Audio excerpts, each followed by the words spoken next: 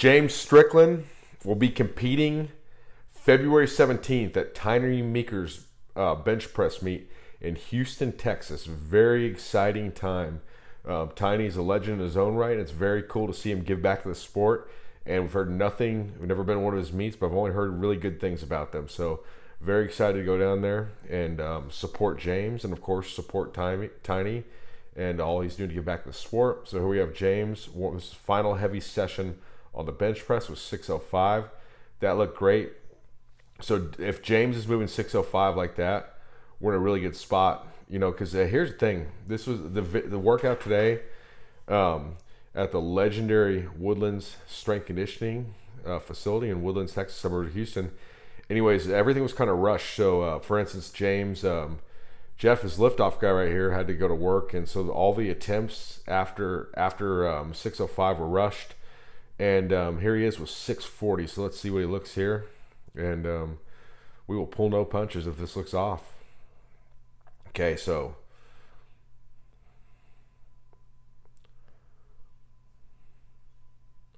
here we go.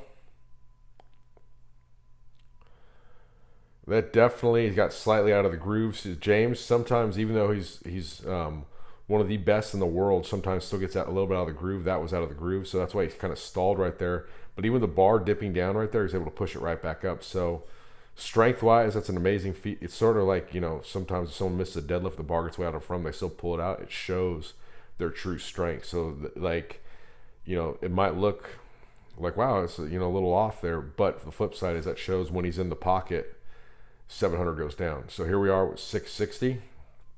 And let's see what he's got here. And so the instruction today, James is very in tune with himself. I've followed every instruction I give him to him. He's diligent. So a lot of people are, I mean, pretty much anybody's willing to put the work in the gym because if they're passionate about powerlifting, but he's taking care of business outside of the gym too. So everything's really dialed in, sleep, food, all that stuff with 660 right here. And that looked a lot better right there. And Jeff's staying close by him because we, you know, this close to a meet. And that looked really good right there. So that's awesome with that 660 right there.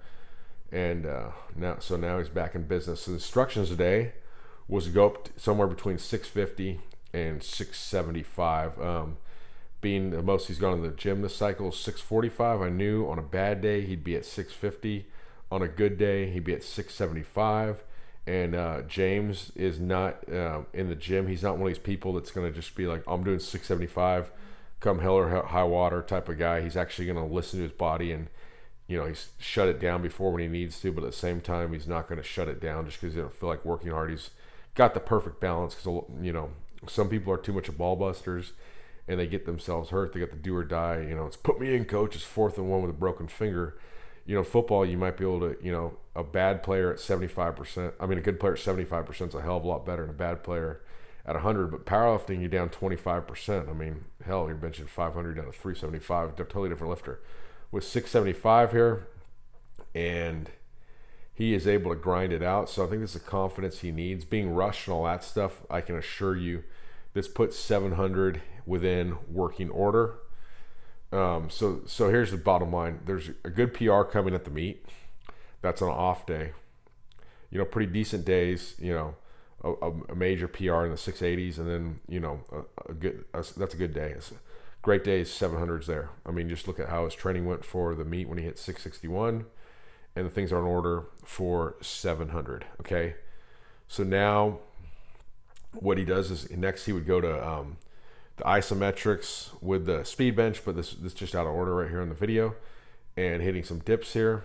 This is with 200 pounds, but I bet James has never thought that loading pin weighs a little something too. It does.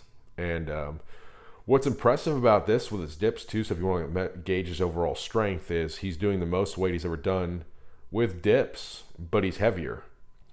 So, I mean, it's one thing, you know, to hit a PR in dips, you know, if you're on a keto diet and you've dropped 20 pounds and you did 10 pounds more than you've ever done, but then you add it to your body weight, you're actually doing 10 pounds less. This is, you know, up to 275 pounds for 3 reps here. So that's huge. And, you know, we factor his body weight, that's huge. Another indicator showing that, you know, that James will be ready to go. And awesome work right here. And really looking dialed in here. And that's a mark of a great champion right here. Somebody in the gym all alone, and he's bringing that same sort of enthusiasm to what he's doing. But then again, he doesn't, if a big crowd shows up and starts going crazy, he's going to be able to perform to that too. That's, intentionality when you're focused on what you're doing. That's it. So with 275 pounds plus the weight of that loading pin, which those things, depending on the type, can be all the way up to 20 pounds. Sometimes there's as light as 5. This has helped put tremendous size on James's triceps, his chest. Okay, so the isometric bench presses here. We talked about these many times, but the whole objective here is you want to break those pins. So I asked him about this before. Said, what'd you think of these? He said, I'm upset because I didn't break the pins. That's exactly, what the mentality you need, because I have a lot of people will talk to me, oh yeah, I saw you do those isometrics holds. There's no holding here. You are trying to systematically push those and break those. And that's supersetted here, contrast setted, with 495 pounds. And if you've never done these before, you can get great, assuming you haven't induced too much fatigue, you get great carryover because you're more efficiently going to recruit those motor units. Going to just help you blast that weight up.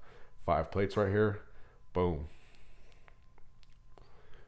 And if you're in North Houston, Woodlands Strength and Conditioning Center is definitely a good gym to check out. Good equipment, and then of course they're supportive of powerlifting, which is huge.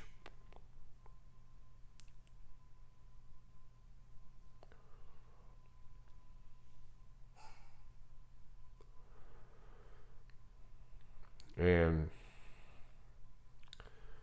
good force there. And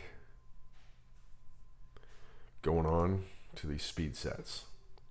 So basically the rationale behind why you do the contrast set is because, I read about various types of isometrics in old Russian textbooks. They were talking about, you don't do those with some sort of dynamic movement, you can actually mess up the motor pattern. So here, we're not doing isometrics for the sake of doing isometrics, although we'll have some more discussions on this. We talk about muscle hypertrophy and bodybuilding. There's good research and practicality applications showing that people that perform isometrics, they definitely can cause muscle growth. It's not just purely a neural adaptation. So, and the thing is, if you've never trained a certain way, if you are training for size, when you induce that new stimulus, you are going to gain. You talk about newbie gains. You don't think you're getting newbie gains if you've never done any sort of isometrics before. A bodybuilder could go in there, curl the bar against the rack for 6 seconds as hard as he can, then go hit some regular curls right after that. We actually have a video up there with Laura on this. But remember, keep in mind on these isometrics, you want to break the pin. That is your objective. You want to lift that through the roof. I remember when Big Al Davis did this before his 670 bench press raw. He actually was lifting people off the floor. At Metroflex, the power rack wasn't down, and so it actually we had like some people that were very, very, very heavy and holding it down. He was actually lifting them off the floor. It sort of became like a badge of honor for him and Peter Edgett if they actually try to lift people up. So I think that's actually how Peter Edgett would try to pick up women. He would get them to try to hold it down and then show them his strength by picking up the rack. So, but anyways, dumbbell pause floor fly in working order and getting a good pause on the bottom. Not touching those dumbbells together to keep the tension on the pecs right there. Not fully locking his elbows to keep the tension on the pecs. And he actually did this wide grip lat pull downs first, I'm sorry about that. No, this is in order. Dumbbell pause floor flies, and then the wide grip lat pull down. So I did 65s for 2 sets of 6, cutting down the volume quite a bit on these. 3 sets of wide grip lat pull downs with 260 for 6 reps here, and that's sort of a funny reference point when you talk about, because all these pulley systems are different. You'll have, somebody saying they're doing cable flies with 300 pounds and, and they can't even, they can't even push their way out of the door at the saloon with a heavy door. And then there's somebody else, doing cable flies with 70 and reps 500 on bench, because a lot of times the pulley systems are different. But big back like swim hack, as they say, has built himself a launching pad. Ooh.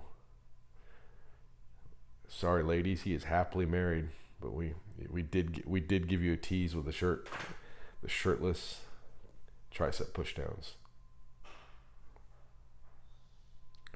The back arms have grown. 296 pounds. Boom.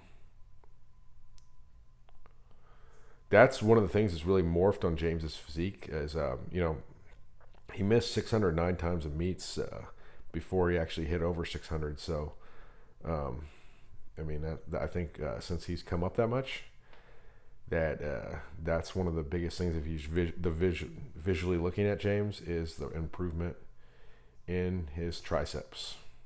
So everything's in order. If you're in the Houston area, come on out February 17th, and you just may see 700 go down. You may see the all-time world record go down. Thanks for the support. Like, share, and subscribe.